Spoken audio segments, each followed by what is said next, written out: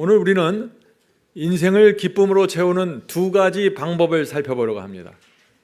오늘 말씀을 통해서 저의 인생이 회복이 되고 기쁨이 충만한 그리스도인의 삶이 되길 제가 간절히 바랍니다. 모세는 살인을 저지르고 좌절했습니다. 그런데 미디안 광야에서 새로운 삶을 시작했습니다.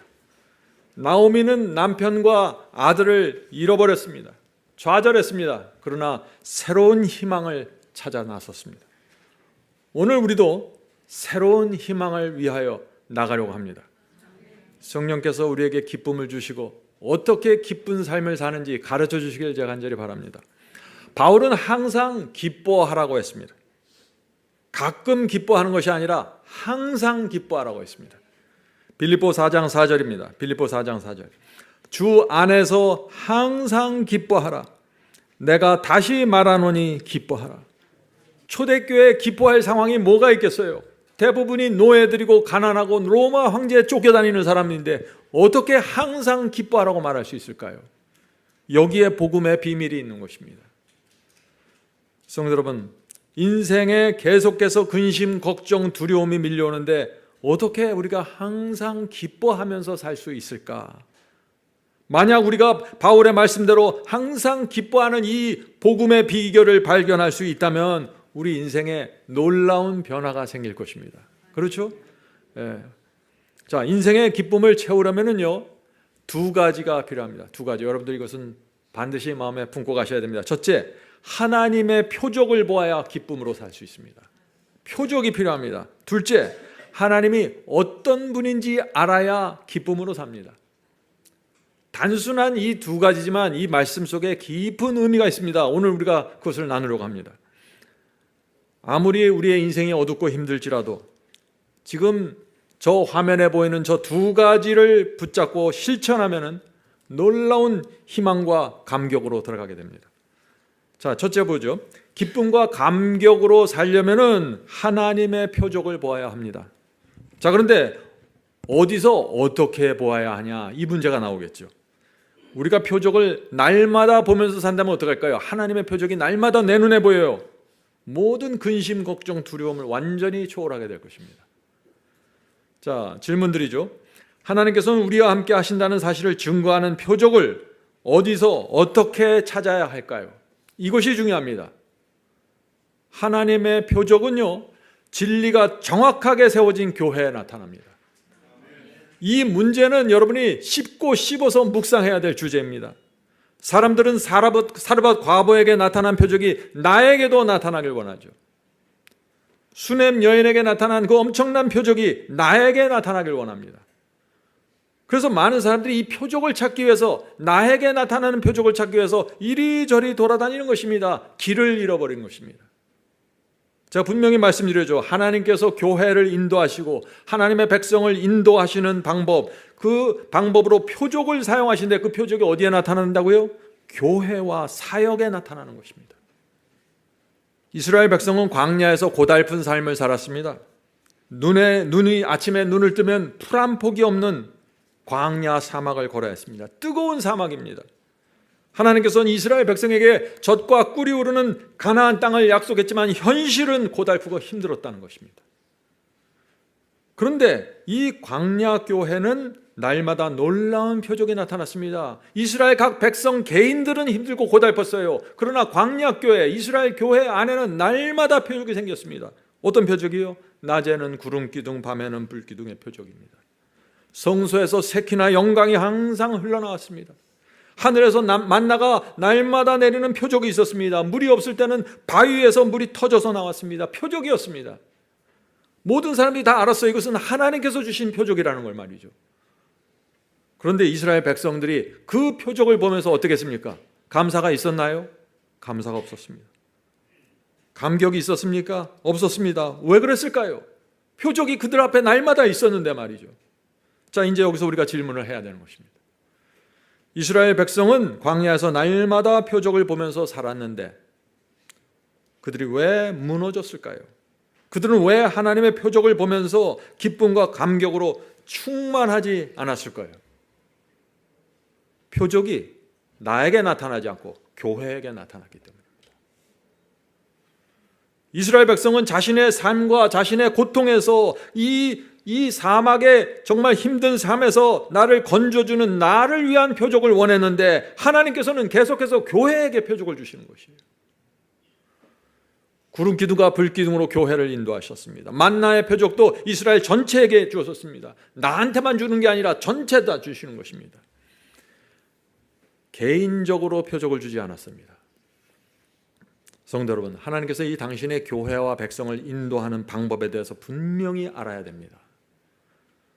하나님께서는 교회에게 진리를 먼저 주십니다.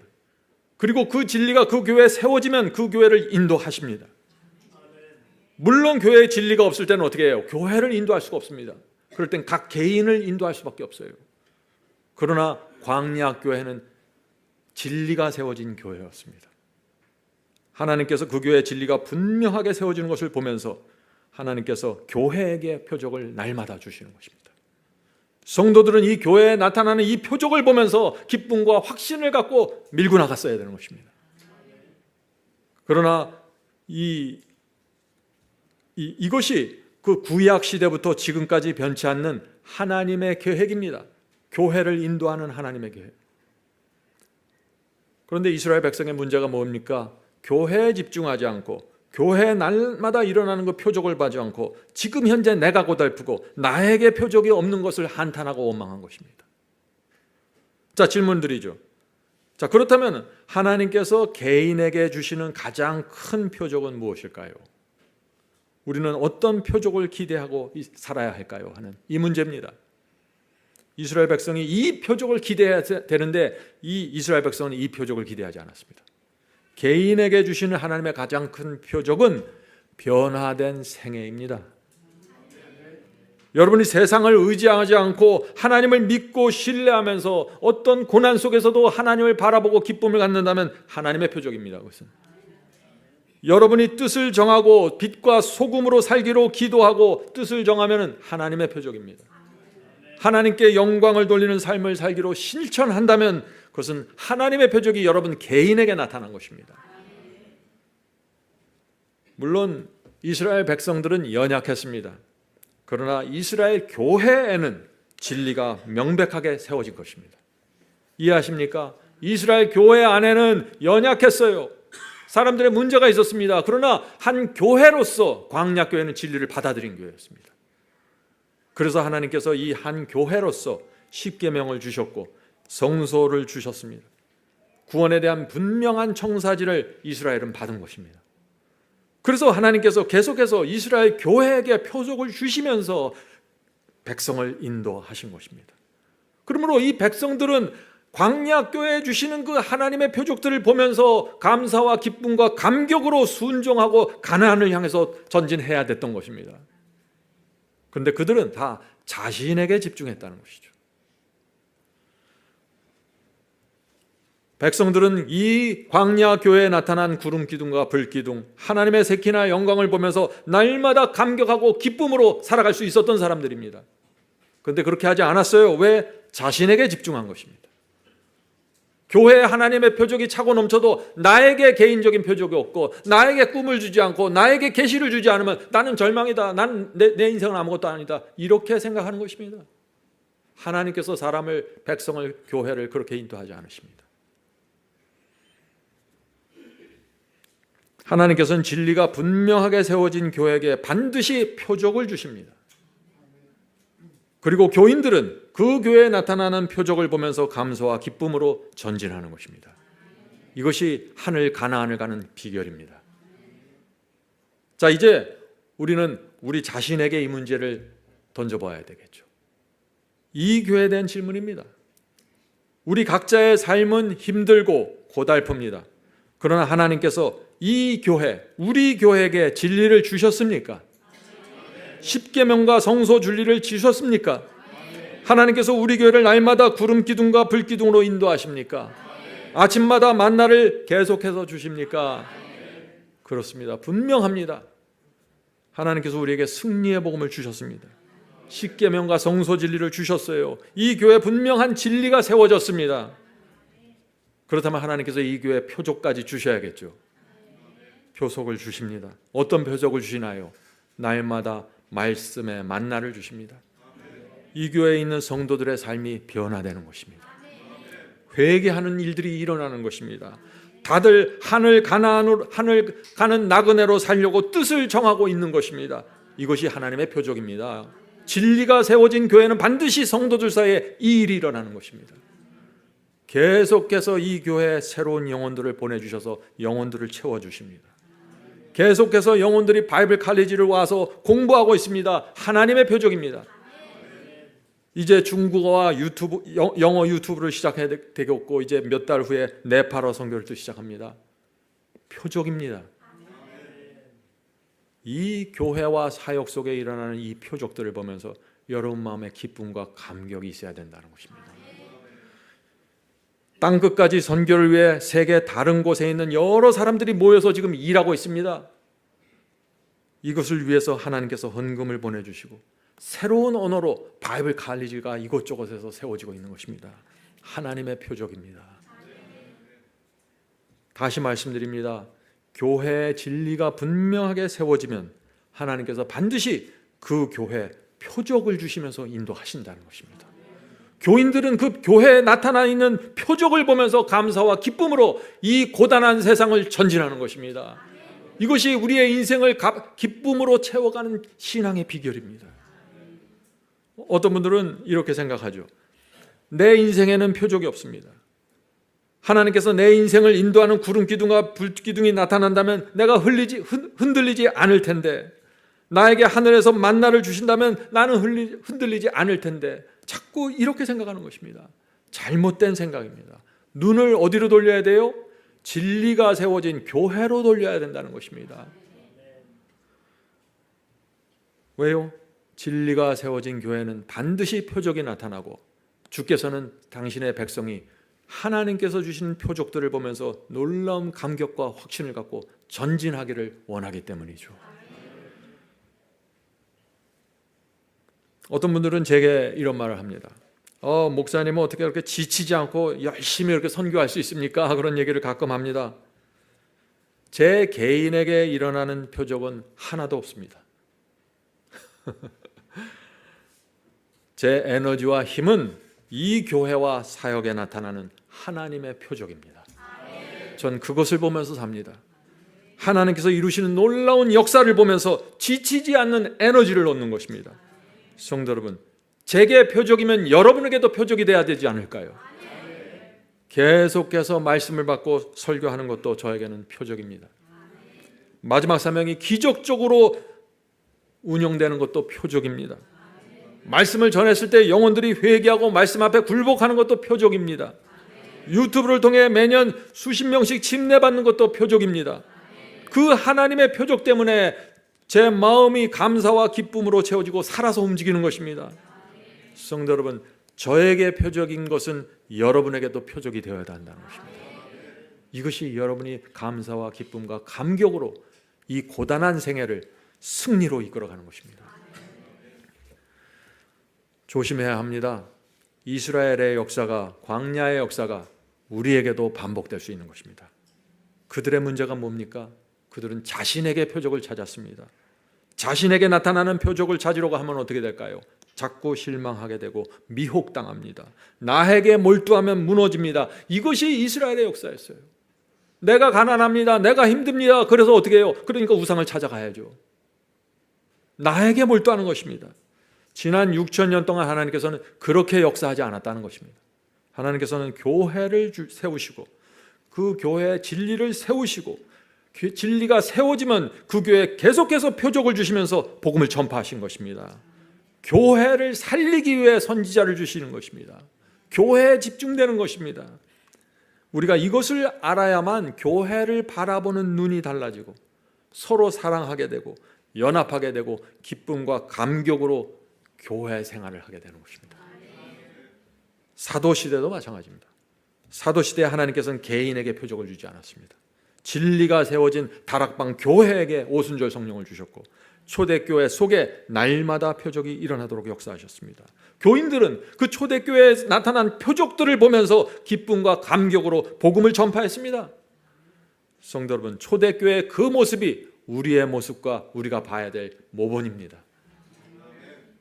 성도 여러분, 여러분 자신에게 표적이 없다고 실망하지 마십시오. 여러분이 다니는 이 교회에 진리가 세워졌으면 표적은 반드시 따라오고 여러분들은 그 공동체 안에서 만족하고 감격하고 사는 것입니다. 자, 생각해 보세요. 지난 수년 동안 하나님께서 우리에게 표적을 주셨습니다. 멀리서 인터넷으로 예배드리는 성도들은 다 이 교회에 나타나는 일들을 신기하게 바라보고 있어요. 자, 질문 드리죠. 바울과 제자들이 절실하게 원했던 사역이 무엇입니까? 어떤 사역을 원했을까요? 이분들이 땅끝까지 복음을 전하는 것이었습니다. 그들은 복음을 전하려고 여러 달 동안 걸어갔고 배를 탔습니다. 그런데 우리는 지금 유튜브를 통해서 순식간에 땅끝까지 갑니다. 놀라운 표적입니다. 네. 지금 우리는 중국어, 영어, 한국어, 네팔어로 바이블 칼리지를 세우고 있죠. 뭔가요? 방언으로 복음이 땅끝까지 전파되는 모습, 표적을 우리가 지금 보고 있는 것입니다. 표적을 볼 줄 알아야 돼요. 표적을 볼 줄 알아야 돼요. 그래야만 우리의 마음이 감사와 기쁨으로 채워지는 것입니다. 매주 우리가 모르는 성도들로부터 멀리서 간증과 편지가 옵니다. 매주 옵니다. 무엇입니까? 하나님의 표적입니다. 교회를 인도하시는 하나님의 손길을 보십시오. 우리 마음을 기쁨과 감사로 채우시기 위한 하나님의 손길입니다. 그런데 이 속에서 굶주리고 쓰러지고 병들어가는 영혼들이 생긴다면 너무나 슬픈 일 아닌가요? 엄청난 표적들이 날마다 일어나고 있는데 나에게 표적이 없다고 쓰러져가는 것이에요. 나에게 기적이 오지 않는다고. 잘못되었다는 것입니다. 하나님께서 우리를 인도하시고 구원하는 방법이 무엇인지 정확하게 보시길 바랍니다. 한국에 수천 개의 교회들이 있습니다. 어떤 교회에서 이 교회 같은 표적들이 날마다 일어날까요? 가만히 묵상해 보세요. 그걸 묵상하면 지금 우리가 어느 상황 속에서 살고 있다는 걸 아는 것입니다. 우리는 정확하게 광야에 들어가 있는 것입니다. 십경을 받았고 성소를 받았어요. 날마다 만나를 받고 있습니다. 그런데 이스라엘 백성처럼 감사가 없고 감격이 없고 기쁨이 없다면 정확하게 이스라엘의 역사 속으로 들어가 있는 것입니다. 새해가 시작되면서 우리는 이 문제를 확실하게 해결해야 된다는 것입니다. 자, 이제 인생을 기쁨과 감사로 채우는 두 번째 신앙을 좀 살펴보도록 하겠습니다. 중요한 질문입니다. 그리스도인이 기쁨과 감사로 사는 비결이 무엇입니까? 이 두 번째 문제도 결국은 같은 것입니다. 나에게 집중하고 내 삶과 내 인생에서 감사의 조건을 찾는 사람들은 무너질 것입니다. 그럼 감사를 어디서 찾는가? 하나님께 찾아야 된다는 것이에요. 하나님을 올바로 알면 우리 마음에 기쁨과 감사가 오르는 것입니다. 그러나 다시 말해서 하나님을 잘못 알면 어떻게 될까요? 잘못 알면 외롭고 두렵고 슬퍼지는 것입니다. 교회 안에 수많은 사람들이 바로 지금 이 문제에 빠져 있는 것입니다. 항상 기뻐하는 삶을 살려면 하나님을 정확하게 알아야 되는데 네 가지 면에서 정확하게 아셔야 돼요. 첫째, 하나님께서 어떤 분인지를 알면은 기쁨과 감사가 넘칩니다. 둘째, 하나님께서 과거에 지나간 과거에 어떻게 행하셨는지를 보면은 내 마음에 기쁨과 감사가 넘칩니다. 셋째, 하나님께서 미래에 장차 앞으로 행하실 일을 우리가 알면은 우리 마음에 감사와 기쁨이 넘칩니다. 넷째, 하나님께서 어떤 목적을 향해 움직여 가는지 알면은 우리 마음에 감사와 기쁨이 넘칩니다. 이 네 가지 모두 어디에 초점이 맞춰져 있습니까? 하나님께 맞춰져 있는 것입니다. 하나님께 맞춰져 있기 때문에 항상 기뻐하는 것이 가능한 것입니다. 왜요? 하나님은 항상 변하지 않으니까요. 나를 보지 않고 하나님을 바라보는 것, 이것이 인생을 감사와 기쁨으로 채워가는 비결입니다. 나를 보면 어떻게 돼요? 내 직장이 흔들렸는데, 내 수입이 이번에 떨어졌는데, 내 자녀가 이번에 문제가 됐는데 계속해서 흔들리는 것입니다. 흔들리는 변수에 여러분의 인생을 맞추지 마십시오. 항상 기뻐하는 삶을 살려면 흔들리는 변수에 맞추면 안 됩니다. 흔들리지 않는 영존하시는 한 분이 계신데 그분은 하나님이십니다. 여기에 맞추셔야 돼요. 예. 혹시 여러분이 가만히 앉아서 하나님을 생각하는데 마음에 두려움이 생기고 기쁨이 없습니까? 하나님을 모르거나 잘못하는 것입니다. 하나님을 정확하게 알면 조용히 하나님을 생각하면 감사와 기쁨이 밀려와야 정상입니다. 저희 아이들이, 저희 자녀들이 아빠를 생각하면 무섭고 외롭고 쓸쓸해지고 그러면 제가 얼마나 슬플까요? 난 그런 사람이 아닌데 하나님을 그렇게 만들지 마십시오. 하나님께서는 지난 수천 년 동안 사람들을 구원하기 위해서 어떤 결정을 하고 어떤 희생을 하셨는지를 보아야 됩니다. 하나님께서 내린 결정과 희생을 보면은 내 밭에 소출이 안 나오고 내 외양간에 소가 없더라도 우리 마음에 감사와 기쁨이 나온다는 것입니다. 주께서 곧 재림하셔서 나를 하늘로 데려가기 위해서 모든 것을 바치고 최선을 다하시는 그 모습을 우리가 알면은 우리 인생이 아무리 어둡고 힘들어도 감사와 기쁨이 넘친다는 것입니다. 초점이 어디에 맞춰져 있습니까? 전부 하나님께 맞춰져 있는 것입니다. 그런데 사람들이 어디다 초점을 맞춰요? 밭에다 맞춥니다. 이번 달 밭에 소출이 없는데, 외양간에 맞춥니다. 외양간에서 소가 안 나오는데, 이렇게 되면은 항상 기뻐하지 않고 외양간에서 소가 송아지를 여러 마리 낳을 때만 기뻐지는 것입니다. 그래서 무너지는 것이에요. 나를 보면 실망과 절망이고 하나님을 보면 소망과 희망입니다. 계시록 13장 8절입니다. 땅에 거하는 자들 곧 창세로부터, 창세 세상의 기초가 놓여질 때부터, 창조 때부터 죽임을 당한 어린 양의 생명책에 이름이 기록되지 않는 자들이 다 그에게 경배하리라. 성도 여러분, 그리스도는 창조 때부터 죽임을 당한 어린 양이셨습니다. 십자가는 2000년 전에 세워졌지만 그리스도는 이미 그 오래전부터 인간을 만들고 그들에게 자유의지를 주는 순간부터 십자가에 달리기로 작정하신 것입니다. 그때부터 그리스도의 마음에 슬픔과 죽음과 희생에 대한 늘 생각을 하고 묵상을 하면서 사신 것입니다. 그런 주님을 우리가 알면 어떻게 돼요? 우리 마음에 감사가 올라오는 것입니다. 밭에 소출이 안 나와도 감사가 올라온다는 것입니다. 주님께서 묵상하실 때마다 언젠가는 내가 저 지구에 내려가서 사람들, 내가 만든 저 피조물들에게 얻어맞고 발가벗겨서 죽임을 당해야 한다는 그 고통과 희생을 마음에 품고 살아가는 것입니다. 그것이 하나님의 진짜 모습입니다. 우리가 그것을 알면은 우리 인생의 잔잔한 것들이 다 사라지게 되는 것입니다. 하나님 감사합니다. 저는 하나님께 등 돌릴 수 없는 사람이 되었습니다. 죽도록 감사하고 충성하겠습니다. 이것이 거듭남입니다. 자, 중요한 질문을 드리죠. 이 질문은 정말 중요합니다. 순종이 먼저입니까? 기쁨이 먼저입니까? 네, 저는 오랫동안 순종이 먼저라고 생각했어요. 순종해야 기쁨이 있지, 순종하지 않으면서 어떻게 기뻐해? 그것도 맞는 말인데 반만 맞는 말이에요. 기쁨이 먼저입니다. 왜 그럴까요? 하나님을 알면 기쁨이 오기 때문이죠. 하나님을 알잖아요. 내가 빨리 순종해야지. 그래서 멸망당하지 않아야지. 이렇게 안 돼요. 하나님을 알면은 감사합니다. 저를 위해서 죽으셨고 희생하고 저를 이렇게 사랑하시네요. 기쁨이 밀려오는 것입니다. 이 기쁨 때문에 감사하고 이 감사 때문에 순종하게 되는 것이에요. 이 순서가 뒤집혀버리면 완전히 신앙이 뒤집혀버린다는 것이죠.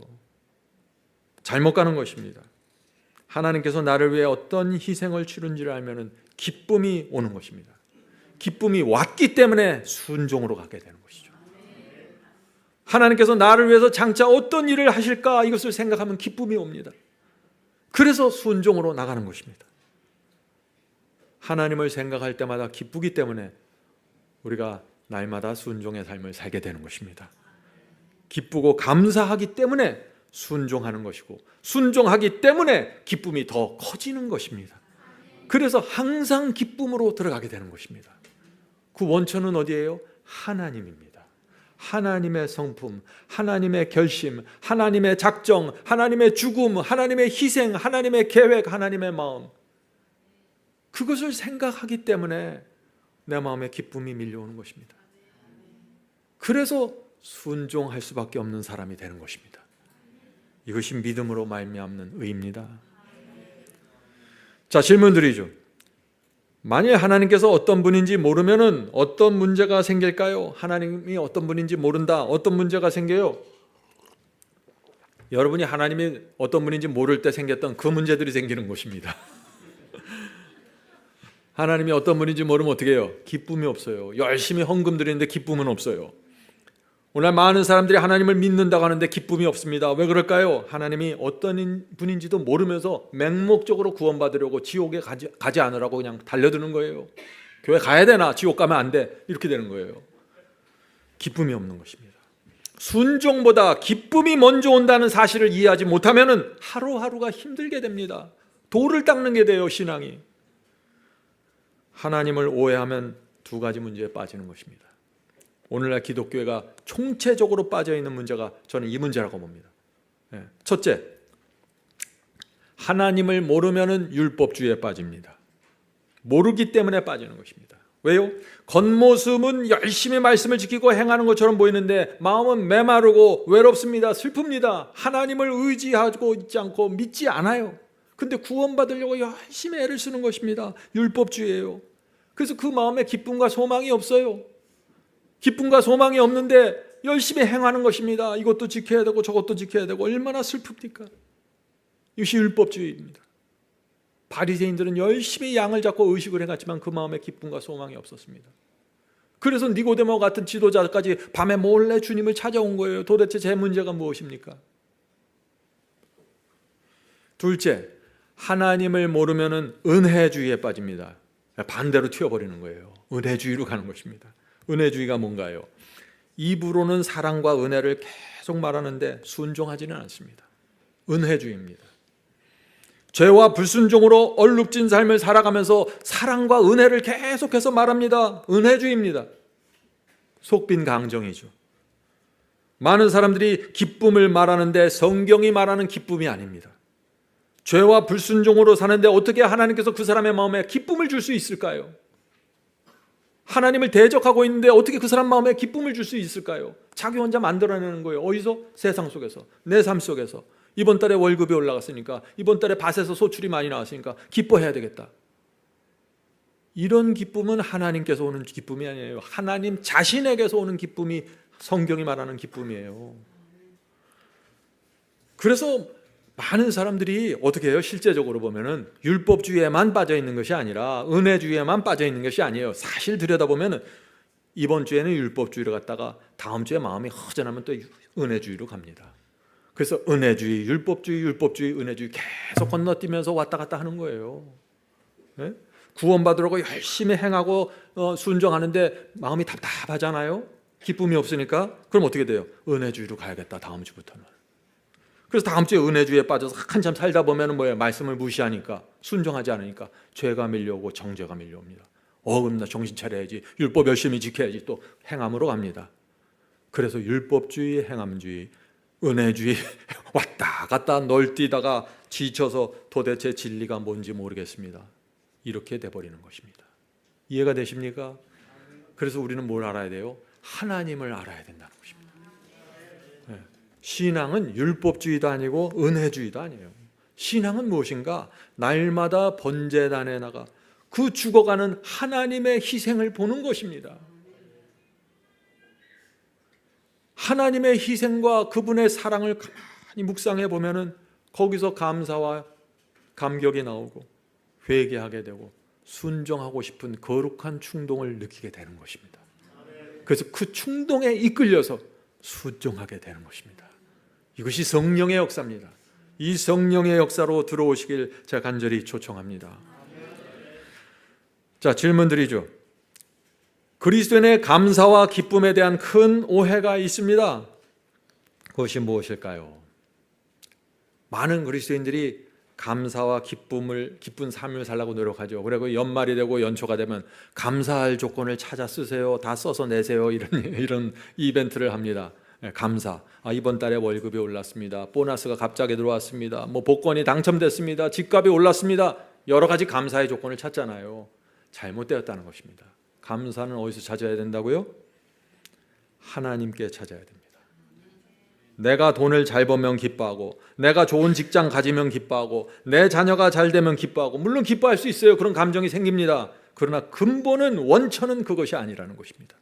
항상 기뻐하려면 그런 것은 아니라는 것이에요. 왜요? 그런 기쁨은 언제든지 사라지고 흔들릴 수 있는 기쁨들입니다. 바울은 항상 기뻐하라고 말했습니다. 다시 말해서 요동치지 않는 기쁨을 말하는 것입니다. 바울은 데살로니가전서 5장 16절 17절입니다.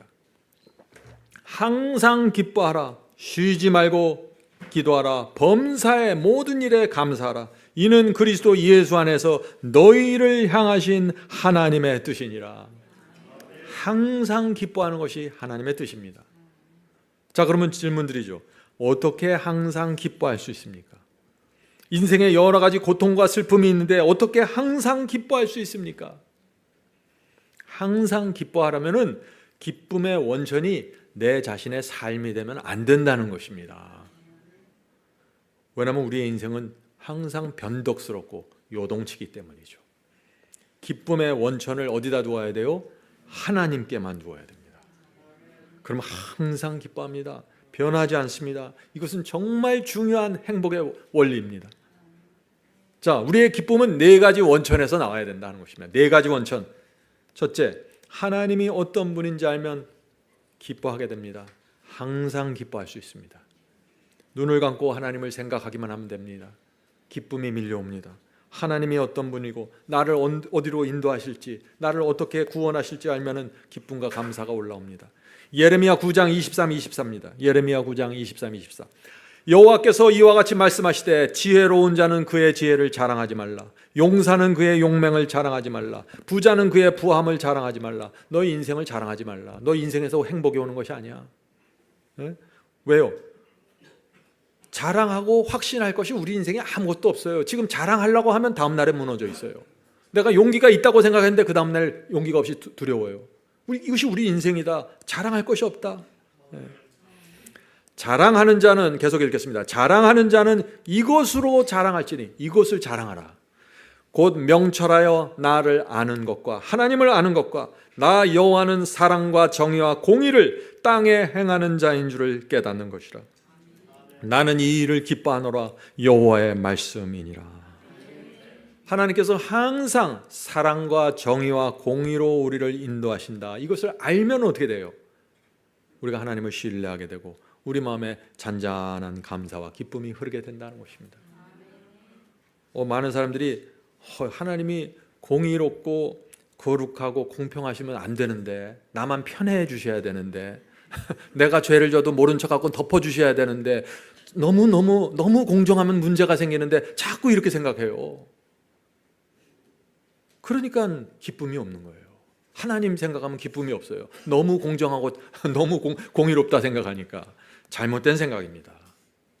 하나님께서 거룩하다는 사실 때문에 기뻐해야 되는 것입니다. 왜요? 하나님께서 거룩하지 않고 공의롭지 않으면 큰 문제가 생겨요.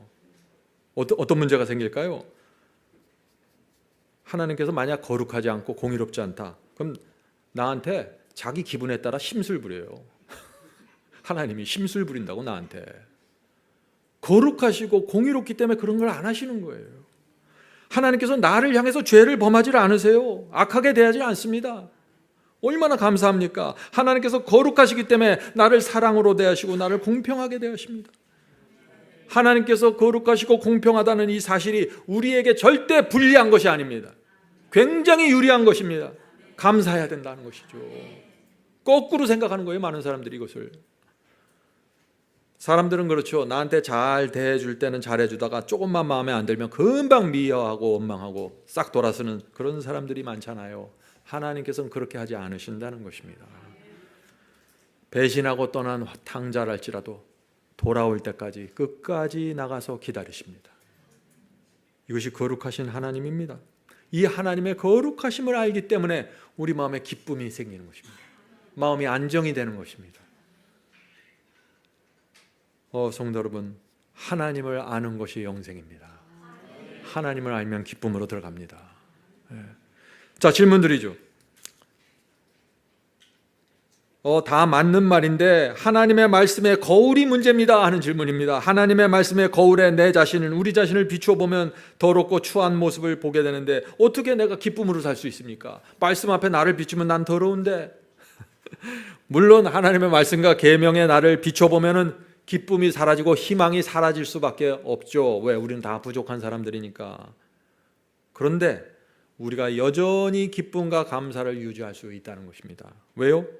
우리는 하나님의 마음을 보아야 하기 때문입니다. 우리를 반드시 구원하겠다고 작정하신 그 마음을 보는 것입니다. 이것이 인생을 기쁨으로 사는 비결입니다. 자, 성도 여러분, 두 번째 비결은 중요합니다. 하나님의 본심을 알면 기쁨이 올라옵니다. 항상 기뻐할 수 있습니다. 하나님의 본심. 예레미야 예가 3장 31절부터 33절. 주께서 영원히 버리지는 아니하시며 잠시 근심케 하시나 그 풍부한 자비대로 긍휼히 여기시나니. 우리가 죄를 범했습니까? 우리가 불순종합니까? 그것을 미워하고 얄밉게 보는 게 아니라 긍휼히 보신다는 것입니다. 긍휼히 여기시나니 주께서 인생으로 고생하며 근심하게 하심이 본심이 아니로다. 하나님께서 왜 나를 이렇게 가난하게 하셨을까? 왜 장사가 안 될까? 왜 이렇게 나는 근심이 많을까?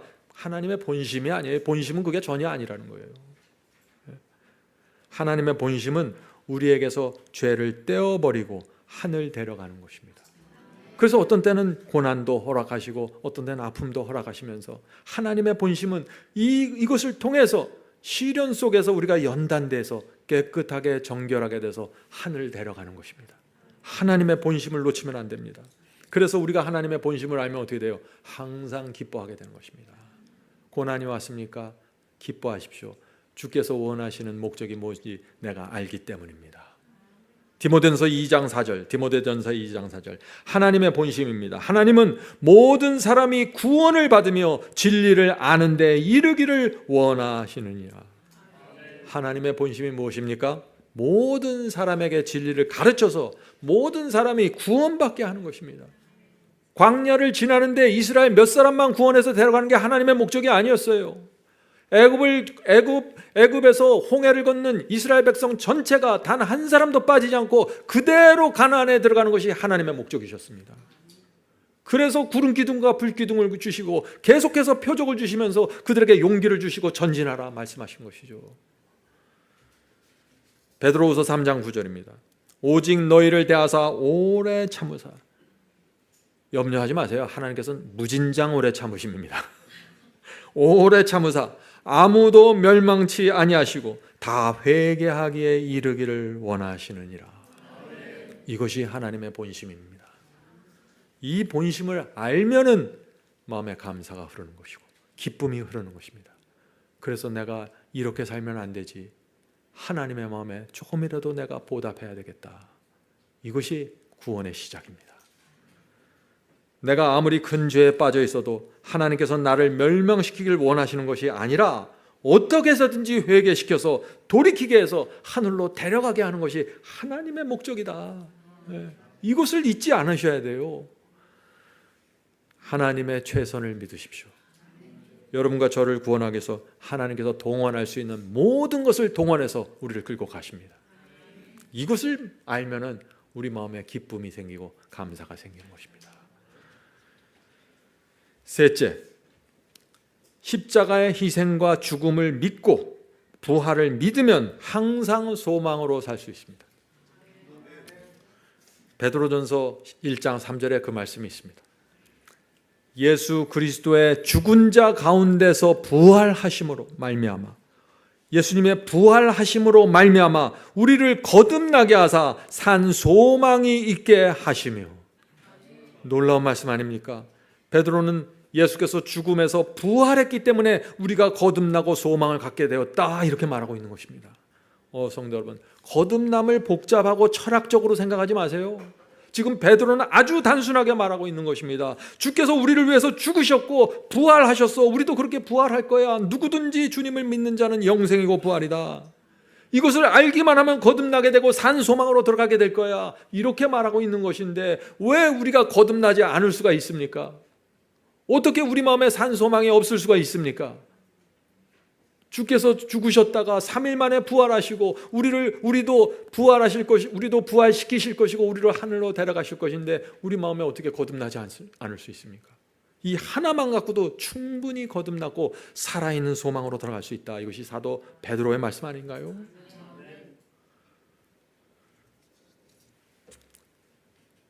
사도 베드로의 말을 다시 읽겠습니다. 예수 그리스도의 죽은 자 가운데 부활하심으로 말미암아 우리를 거듭나게 하사 산 소망이 있게 하시며, 이 단순한 진리를 붙잡읍시다. 망하든지 흥하든지 주님의 십자가와 부활을 생각하십시오. 그러면 우리 마음이 거듭나고 산 소망으로 채워지게 됩니다. 하늘 도성을 약속받았기 때문이죠. 자, 넷째, 주께서 곧 오신다는 재림의 약속을 믿으면 항상 기뻐할 수 있습니다. 주께서 재림하시면 우리는 하늘 도성에 들어가서 생명나무로 가는 것입니다. 이 사실만 내가 믿고 묵상하면 어떻게 돼요? 우리 인생이 어떻게 슬프고 우울해질 수 있겠어요? 이 땅은 잠시 지나가는 나그네 생활이고 우리는 반드시 그 본향, 목적지에 도달할 텐데 어떻게 우리의 삶이 우울해질 수 있습니까? 감사와 기쁨으로 늘 채워질 수 있는 것입니다. 성도 여러분, 그래서 뭐예요? 오늘 포인트가 변덕스럽게 요동치는 우리 자신의 인생에 초점을 맞추면 안 된다는 것이에요. 결코 흔들리지 않는 원천, 하나님께 뿌리를 내려야 됩니다. 하나님을 믿으세요. 그러면은 기뻐하고 신뢰하고 감사로 살아갈 수 있다는 것입니다. 물론 잠시 우울하고 잠시 근심이 생길 수 있습니다. 그러나 즉시 우리가 하나님을 생각하면 어떻게 돼요? 기쁨이 회복되는 것입니다. 이것이 그리스도인의 생애입니다. 그리스도인의 생애. 항상 기뻐할 수 있습니다. 자, 질문 드리죠. 교회 안에 두 종류의 그리스도인들이 있다. 두 종류의 그리스도인들이 있는데 이 두 종류가 어떤 사람들입니까? 하는 질문입니다. 바울의 분류를 보는 것입니다. 교회 안에 두 무리, 종의 영을 가진 사람들이 있습니다. 그리고 양자의 영을 받은 사람들이 있다는 것입니다. 종의 영을 받은 사람은 뭐예요? 종은 뭐예요? 매 맞아야 일하잖아요. 열심히 일하니까 밥을 주니까 또 일하고, 이게 종의 영이에요.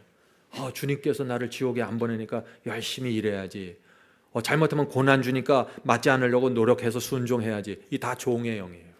노예의 영입니다. 노예 근성이에요. 노예 근성. 바울은 그렇게 살지 말라는 거예요. 하나님의 사랑과 성품인데 어떻게 너희들이 그럴 수가 있느냐? 너희는 양자의 영을 받아라. 양자의 영. 하나님의 진짜 자녀가 되는 영을 받으라는 거예요. 감사와 기쁨으로 사는 조건, 양자의 영을 받는 것입니다. 로마서 8장 15절부터 18절 읽겠습니다. 너희는 다시 무서워하는 종의 영을 받지 아니하였고 양자의 영을 받았으므로 아바 아버지라 부르짖느니라. 양자의 영이 무엇입니까? 하나님을 생각하면 아바 아버지, 나의 아빠. 그 마음이 양자의 영입니다. 그 마음을 받으면 인생을 감사와 기쁨으로 살 수 있다는 것입니다. 하나님께서 내 아버지인데 무슨 걱정할 게 있어요?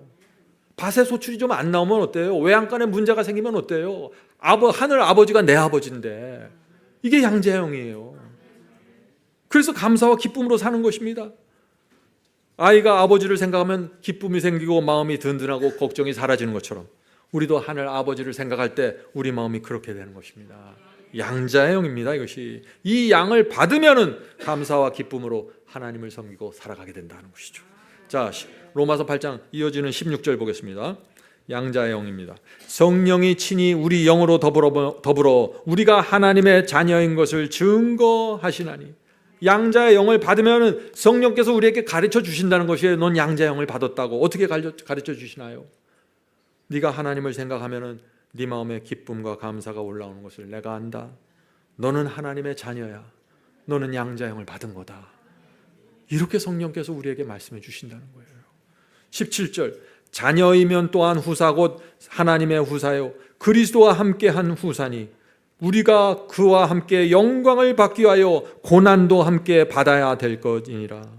생각컨대 현재의 고난은 장차 우리에게 나타날 영광과 좋게 비교할 수 없도다. 양자의 영을 받으면 어떻게 돼요? 우리가 지금 당하는 고난과 시련 넉넉히 이긴다는 것입니다. 양자의 영을 받았으면 왕의 아들이 되는데 뭘 걱정을 해요? 어차피 인생에는 근심과 걱정이 있습니다. 그런데 그런 것은 다 지나가는 것들이에요. 나는 왕의 자녀입니다.